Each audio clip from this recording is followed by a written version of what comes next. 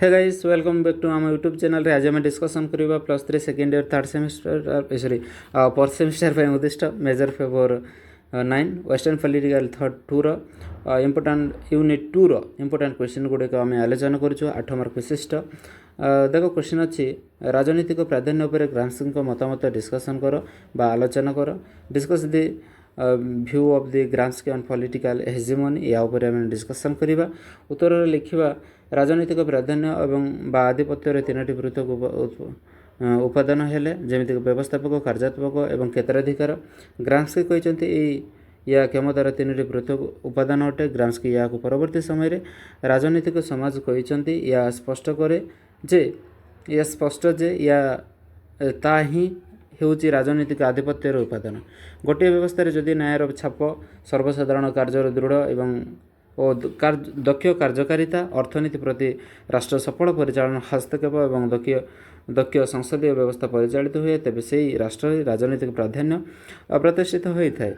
राष्ट्र संकीर्ण भावधारा होछि कि राष्ट्र केवल एक आधिपत्य विस्तारकारी संस्था अटे।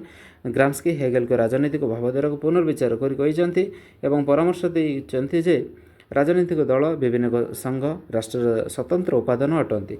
ग्राम्स्की यह चिंताधारा राष्ट्र परिसर को व्यापक विस्तृत कराइथिले यार राजनीतिक आधिपत्य निश्चित भावधारा एवं जनसाधारण मत को प्रभावित करने सहित शिक्षित करने और संगठित करने दरकार। राष्ट्र केवल साधारण संगठन व राजनीतिक संगठन नए बरं राजनीतिक दल रही है। प्राय सबकि राष्ट्र अटे तेणु एठारे परामर्श दि जाए जे ग्राम्स्की जड़े पुंजीवादी तत्ववादी थिले मध्य से नागरिक समाज सहित राष्ट्र उपर दृष्टि निबंध करिसेंती। राष्ट्र संगठित मतमत द्वारा शासन करे और निर्देश देता है बोली ग्राम्स्की स्पष्ट मतामत प्रदान करछंती। ग्राम्स्की राष्ट्र भावधारार नुआ पर्द जोड़ी मतरे स्वतंत्र उपादान गुड़िक राष्ट्र द्वारा प्रत्याख्यात होती कारण से गुड़िक शासन एवं गोष्ठीर सखी कंडे से जुक्ति बाड़ी जे हेगेल ही प्रथम दार्शनिक जी कि संसदीय राष्ट्र तत्व को प्रथम प्रतिष्ठित करते या गोटे दृष्टिर सत्य जे पुंजीपति श्रेणी राष्ट्र शासन एक विप्लव प्रतिनिधित्व करती एवं आईन परिवर्तन आनती। पुंजीपति राष्ट्र सहमतिर मोहर बा इच्छा उपर निर्भर करे एवं राष्ट्र और आईन नैतिक एवं राजनैतिक भूमिका प्रदान करे। बुर्जिया एवं पुंजीपति एक मुक्त श्रेणी एथिपाई से समाजर अन्य श्रेणीर व्यक्ति एवं गोष्ठी निजर सामाजिक स्थानांतर स्वरूप बुर्जिया श्रेणीर सामिल होबार सुजोग पाई थाए। सामंतवादर जमीदारी व्यवस्था भली एक जाति नुहे। यही कारणरू या अन्य श्रेणी मानक निजर स्तर को पछी देवा प्रवर्ताइबा थाए एवं शिक्षा प्रदान करिताए। ग्राम्स्की मत अनुसार यह कहुपर जे यह समाज को मिलाई नेबा एवं पूर्ण विलोप करने कार्य करिताए। से बुर्जिया मानकर सत्य भूमिका को प्रतिपादन बा चित्रित करिसेंती। एठारे यह कहुपर जे राष्ट्र आईन निजर सामर्थ्य भराए एवं सभ्य करने भूमिका नागरिक समाज को हस्तांतर करते। पुंजीपति माने मध्य निजर केतक अंशर मुक्त हुअन्ति। आमे एथि पूर्व दर्शाइछु जे पुंजीवादी राष्ट्र पृथकीभूत क्षमता होछि राजनीतिक समाजर संगठन। ग्राम्स्की विश्लेषण करिसेंती बा अनुभव करिसेंती जे राष्ट्र केवल कार्यपालिका बा सरकार नय या किंतु यार आधिपत्य स्वतंत्र उपादान अटे। अन्य भाषा या नागरिक समाज अटे। राष्ट्र केवल नागरिक बा न्यायिक संगठन ने पुंजीपति शासन व्यवस्था सभ्य समाजर उद्भुत्थान और प्राधान्य बा स्वतंत्र क्षमता विस्तार एक ऐतिहासिक प्रवृत्तिर विस्तार बोली कहुए से ही प्रकृत राष्ट्र अटंती। से जुक्ति बाड़ी जे वास्तव में राष्ट्र और नागरिक समाजर संपर्क विभाजन पृथकीकरण नुहे बरं एक प्रकार समांतराल संपर्क जहाँ को एवं उच्च स्तर को प्रदान करा जायछि। उदारवादी तात्विक अर्थनीति गोष्ठींकर विपरीत विचारधारा अटे। ग्राम्स्की मतरे राष्ट्र समुदाय भाव राजनीतिक गोष्ठी एवं नागरिक समाजर अटे।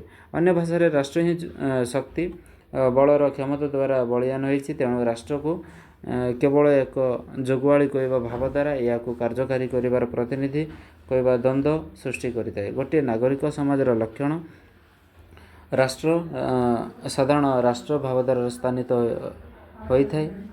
ଗ୍ରାମ୍ସ୍କି ଏଠାରେ ଯାହା ନିର୍ଦ୍ଦେଶିତ କରିବାକୁ ଚାହିଁଛନ୍ତି ତାହା ହେଉଛି ରାଷ୍ଟ୍ରର ପ୍ରଭୁତ୍ୱ କ୍ଷମତା ବୃଦ୍ଧି। ଐତିହାସିକ ପ୍ରବୃତ୍ତି ହେଉଛି ସେହି ଗୋଷ୍ଠୀ ବା ନାଗରିକ ସମାଜର ସ୍ୱତନ୍ତ୍ର କ୍ଷମତାକୁ ଅଭ୍ୟୁତ୍ଥାନ କରାଇବା।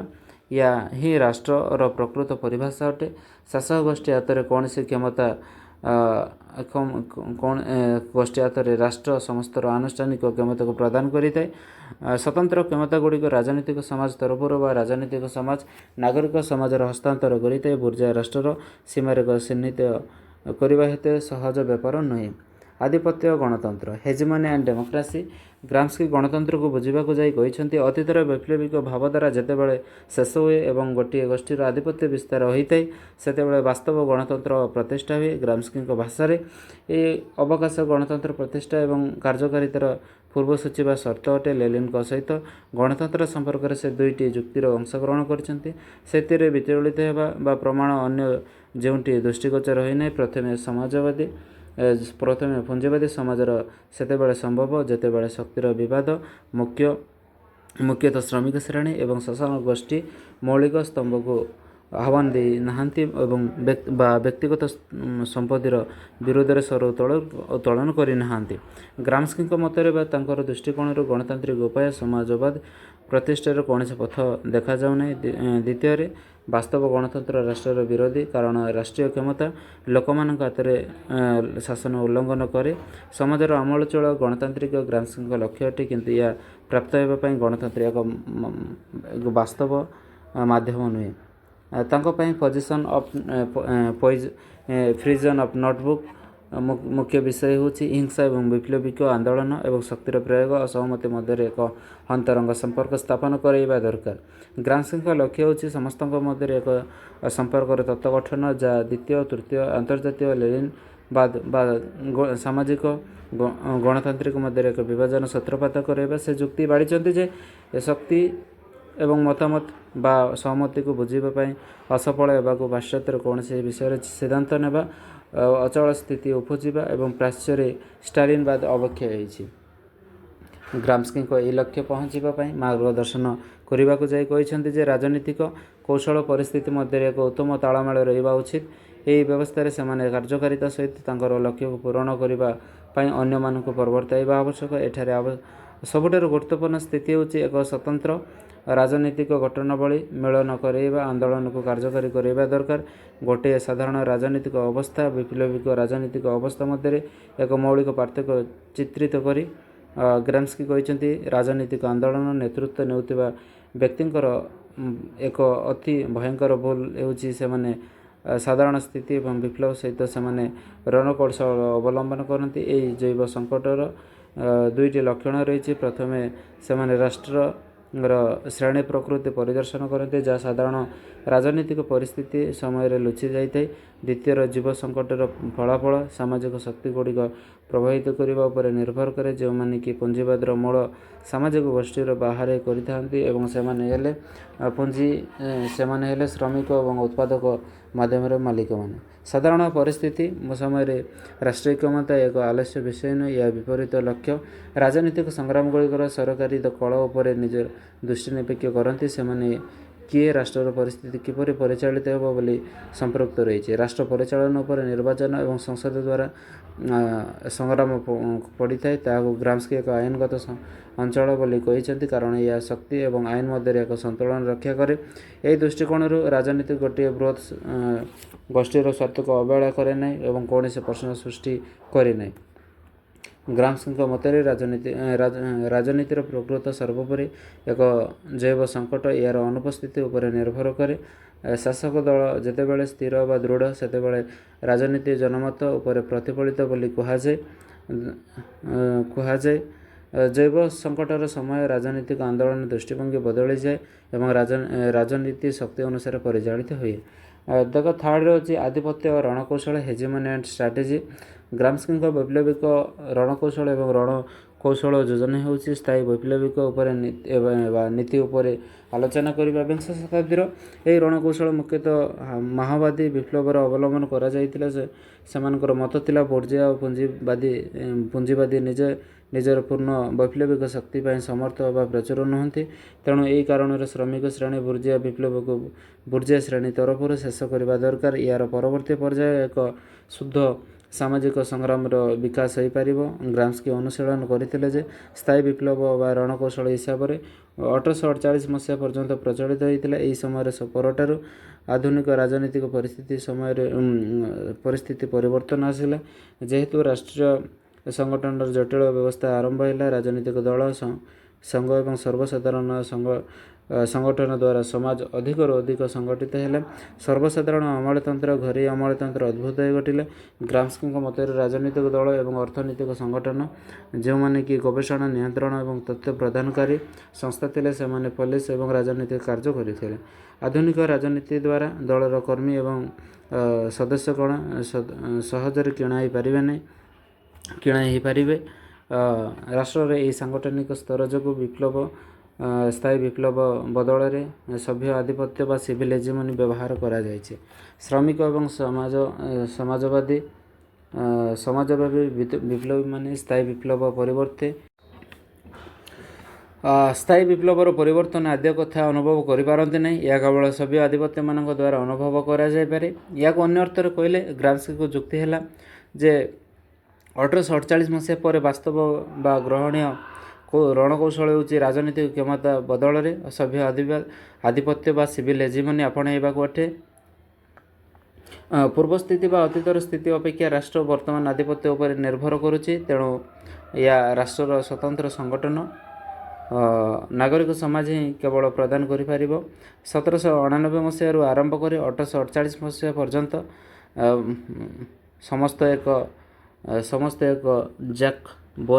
ଜାକବିନ୍ ଅନୁଭବ ପାଇଁ ଉପଯୁକ୍ତ ସମୟ ଥିଲା। ଏହି ସମୟରେ ରାଷ୍ଟ୍ର ଜଟିଳ ଓ କଠୋର ନଥିଲା ଏବଂ ନାଗରିକ ସମାଜର ରାଷ୍ଟ୍ର ସହିତ ଭଲ ସମ୍ପର୍କ ଥିଲା, ଅର୍ଥାତ୍ ଏହା ନିଜ ନିୟନ୍ତ୍ରଣରେ ନିଜେ ରହୁଥିଲେ। ଜାତୀୟ ଅର୍ଥନୀତି ମଧ୍ୟ ଏକ ସ୍ୱୟଂଶାସିତ ଥିଲା। ଦଳୀୟ ଶାସନ ଏବଂ ଗଣ ରାଜନୀତି ବିକାଶ ହୋଇନଥିଲା, ମାତ୍ର ଉପନିବେଶୀୟ ବିସ୍ତାରବାଦ ଓ ପରିବେଶ ପରିସ୍ଥିତି ସମ୍ପୂର୍ଣ୍ଣ ବଦଳି ଯାଇଥିଲା। ଏହାର ପରିବର୍ତ୍ତନ ବା ପରବର୍ତ୍ତୀ ପର୍ଯ୍ୟାୟ ଅର୍ଥାତ୍ ରୁଷୀୟ ବିପ୍ଳବ ପରେ ରାଜନୀତି ଓ ବିଜ୍ଞାନର କଳା ସମ୍ପୂର୍ଣ୍ଣ ବଦଳି ଯାଇଥିଲା। ପାଶ୍ଚାତ୍ୟର ପ୍ରଗତିଶୀଳ ଗଣତନ୍ତ୍ର, ନାରୀବାଦୀ ବା ନାଗରିକ ସମାଜ ଜଟିଳ ହେଲା ଏବଂ ଧ୍ୱଂସାତ୍ମକ ଅର୍ଥନୈତିକ ସଙ୍କଟରୁ ଏବଂ ଏହାର ପ୍ରଭାବକୁ ପ୍ରତିରୋଧ କଲା। ଗ୍ରାମ୍ସ୍କି ମତ ଦେଇଛନ୍ତି ଯେ ନାଗରିକ ସମାଜର ସର୍ବଶ୍ରେଷ୍ଠ ସଂଗଠନ ଯୁଦ୍ଧର ଦୁର୍ଗ ନିର୍ମାଣ କଲା। ଯେତେବେଳେ ପ୍ରତିରକ୍ଷା ବିପର୍ଯ୍ୟସ୍ତ ହେଲା, ଏହାର ଉପରିଭାଗ ଘଟିଲା ବେଳେ ଆଉ ଏକ ସୁରକ୍ଷା ପାଚେରୀ ନିର୍ମାଣ କରାଗଲା। ନୂତନ ଯୁଦ୍ଧର ସ୍ଥିତି ତତ୍କ୍ଷଣାତ୍ ଗ୍ରହଣ କରାଗଲା ଏବଂ ଆଶା କରାଗଲା ଯେ ବହୁ ସଂଖ୍ୟାରେ ଲୋକ ସ୍ଥିତିଗତ ବଜାୟ ରଖିବା ପାଇଁ ପୁନଃ ଆବିର୍ଭୂତ ହେବେ। ଏହି କାରଣ ଯୋଗୁଁ ଏହା ଯୁକ୍ତି ବାଢ଼ିଛନ୍ତି ଯେ ବୁଝିବା ଦରକାର ଯେ ନାଗରିକ ସମାଜ ଯେଉଁ ପ୍ରକାର ଉପାଦାନ ପ୍ରତିରକ୍ଷା ବ୍ୟବସ୍ଥା ସହିତ ସଂଯୋଗ କରିବା ଦରକାର ଏବଂ ଯୁଦ୍ଧର ସ୍ଥିତିକୁ ନିର୍ଣ୍ଣୟ କରିବା ଦରକାର। ଏଠାରେ ଏହା ପ୍ରଶ୍ନ କରାଯିବା ଦରକାର ଯେ ପାଶ୍ଚାତ୍ୟର ନାଗରିକ ସମାଜରେ ଏତେ ପରିମାଣ ପ୍ରତିରୋଧ କ୍ଷମତା ରହିଛି ଯାହାକୁ